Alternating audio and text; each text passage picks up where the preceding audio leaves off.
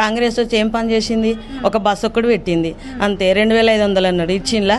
ఏమి ఇచ్చిండ్లా అని ఏమి ఇయ్యలేదు. మహిళలకు మొన్న బతుకమ్మ సీరియల్ అన్నాడు, ఇచ్చిండా? గ్రూప్ 15 ఇయ్యలేదు. రేవంత్ రెడ్డి సంబంధించిన నాయకులు అన్నారు కదా, ఒక్కొక్క చీర కాదు 2 చీరలు ఇస్తామని అన్నారు. గ్రూప్కు 15,000 అకౌంట్లో వేస్తానని చెప్పిండు. గ్రూప్కి ఇవి డాకరా గ్రూప్లను కోటీశ్వరులను చేస్తాను. ఏం చేసినావు నువ్వు? వడ్డీ లేని రుడాలన్నావు. వడ్డీ లేదు, ఎక్కడ లేదు. ప్రతి నెల మేము వడ్డీ కడుతూనే ఉన్నాం అక్కడ. ప్రతి నెల వడ్డీ కడుతూనే ఉన్నాం. డోకరా సంఘాలను ఇట్లా చేస్తా అట్లా చేస్తా, లోన్లు ఎక్కువ ఇస్తా, వడ్డీలు తీసుకోమని చెప్పినావు. ఎక్కడ వడ్డీలు తీసుకుంటలేను, నువ్వు అన్నీ తీసుకుంటున్నావు అక్కడనే. రేవంత్ రెడ్డి వచ్చి ఏం చేసిండు? ఇంకా మొత్తం ఆగమే చేసిండు. ఎవరిని పట్టించుకోకుండా అంత చిల్లరగత్రం చేసిండు తప్ప ఆయన వచ్చి చేసింది ఏమీ లేదు. కంపల్సరీ సునీత గారిని గెలిపించుకుంటాం, గెలుతుంది. గోపాల్ ఎందుకు గెలవాలనుకుంటున్నారు? ఎందుకంటే గెలవాలి. గోపాల్ ఉన్నప్పుడు చేసిన పనులు కానీ ఆయన మంచి ఆయన ఎట్లున్నది అన్నది మాకు ఏ రాత్రి అర్ధరాత్రి ఒక ఫోన్ కొట్టినా కూడా ఎవరికి ఏ ప్రాబ్లం వచ్చినా నేనున్నా అని వచ్చి ముందు నిల్చున్నాడు. ఇప్పుడు కూడా వాళ్ళ ఇద్దరు బిడ్డలు కూడా కష్టపడుకుంటూ తిరుగుతుండ్రు. పాపం చిన్న పాప కాళ్ళు బాగా లేకున్నా కూడా తిరుగుతుంది. వాళ్ళ నాన్న పేరు నిలబెట్టాలి. మా నాన్న ఇంత ప్రజలకు, ఇంత కార్యకర్తలు కానీ ప్రజలకు కానీ అన్ని డివిజన్లలో తిరిగిండు. ఎట్లా చేసిండో మా నాన్న, మేము కూడా మా నాన్నలాగా తిరగాలి, చెయ్యాలి అన్నట్టుగా వాళ్ళ పాపం కష్టపడుతుంది. ఇక్కడ ఒకవైపు కాంగ్రెస్ నాయకులు ఏమంటున్నారంటే కావాలని సింపతి కోసము వాళ్ళ నాన్న చనిపోయిందని చెప్పేసి ఓట్లు అడుగుతున్నారు అని చెప్పేసి అంటున్నారు. అంటే మీ దగ్గరకు ఓట్లు అడగడానికి వచ్చినప్పుడు వాళ్ళు మీతో ఏం మాట్లాడినారు? సింపతి కోసం అనుకుంటే వాళ్ళ సింపతులు వాళ్ళు కూడా చూసుకుంటున్నారు కదా. మేము ఇది ఇస్తున్నాం, మేము 2500 ఇస్తున్నామమ్మా, మేము డోకరా గ్రూప్లకు వడ్డీ లేని రుణాలు ఇస్తున్నామమ్మా, మేము బస్సు ఫ్రీ పెట్టినామమ్మా, మేము అన్నీ అని చెప్పి వాళ్ళు కూడా సింపతిగా చెప్పుకుంటున్నారు కదా.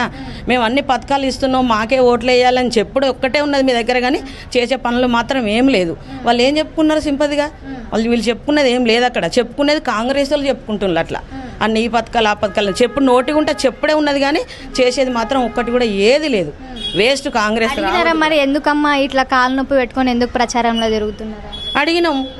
మా నాన్న తిరిగిండు కదా, మా నాన్న పేరు నిలబెట్టుకోవాలి కదా, మేమందరం తిరగాలి, ప్రజలలో ఉండాలి కదా అన్నట్టు చెప్పిన. పాపం అంతా కాలు నొప్పి పెట్టుకొని నడవరాకున్నా కూడా వస్తుంది ఆ పాప. ఇద్దరు పాపలు పాపం ఎండ అనక వాన అనక అన్ని గల్లీలలో తిరుగుతున్నారు వాళ్ళు. సో ఇప్పుడు జూబ్లీ హిల్స్ కాన్స్టిట్యున్సీలో మళ్ళీ బై ఎలక్షన్స్ జరగబోతున్నాయి నవంబర్ 11వ తారీఖు. ఇప్పుడు బీఆర్ఎస్ నుంచి గోపీనాథ్ వాళ్ళ భార్య సునీతకి టికెట్ కన్ఫర్మ్ అయింది, అండ్ నవీన్ యాదవ్కి నిన్న టికెట్ కన్ఫర్మ్ అయింది. సో మీరు ఎవరి వైపు ఉండాలనుకుంటున్నారు? మళ్ళీ జూబ్లీ హిల్స్లో ఎవరు గెలిస్తే బాగుంటుంది అనుకుంటున్నారు? మేము సునీత అమ్మ సైడే ఉండాలనుకుంటున్నామండి. ఎందుకంటే సార్ ఉన్నప్పుడు చాలా పనులు చేసిండు. ఇక్కడ మా ఏరియాకి కూడా వచ్చి ఎవరికి ఏం ప్రాబ్లమ్స్ ఉన్నా చూడడము, తెలుసుకోవడము, మరి ఇంటింటికి వచ్చి కలవడము, ప్రతి ప్రాబ్లమ్స్ తెలుసుకోవడము చేసేది పాపం అతను.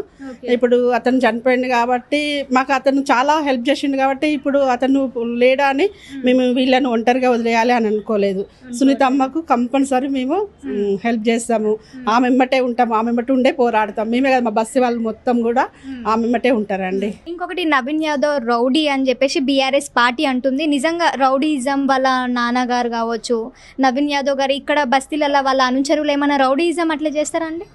రౌడీయిజం అంటే ఇక మనకు అంతా తెలియదు, కానీ ఈ చాయ్ బండ్ల కాడ కానీ ఇక్కడ చిన్న చిన్న షాపుల దగ్గర కానీ అంటే అంటుంటారు చేస్తారు అని, కానీ అది మనకు కూడా కరెక్ట్ తెలియదు.